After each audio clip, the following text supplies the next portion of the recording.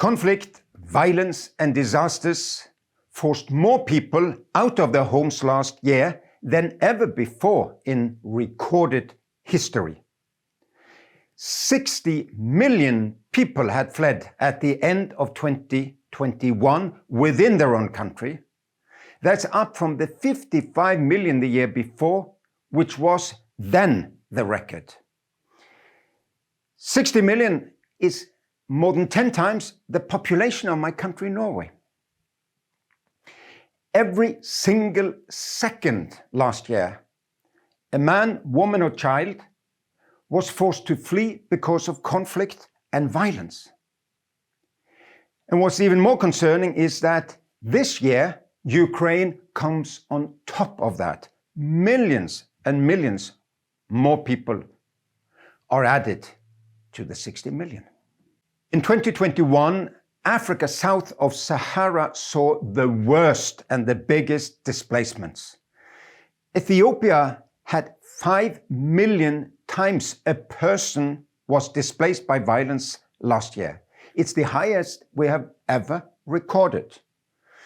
But also the Democratic Republic of Congo, Myanmar and Afghanistan saw unprecedented numbers of people displaced. When I visited myself in Afghanistan and in the Congo last year, I saw people living in truly miserable conditions. In Afghanistan, people were without a roof. They were without food as the bitterly cold winter was arriving.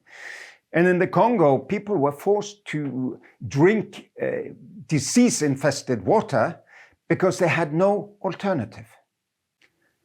And the displaced families that I met on my visits told me 3 things over and over again. First, they need the violence, the conflict, the disasters to end. Secondly, they need help to rebuild their lives, to give hope to their children. And thirdly, they need help to return home in safety and dignity. And to achieve that, we need world leaders, parties to conflicts, men with guns and power, to have a gigantic shift in their whole thinking, in the whole way of acting, so that we prevent violence and conflict and disasters, and we end this pandemic of human suffering, which is enforced displacement.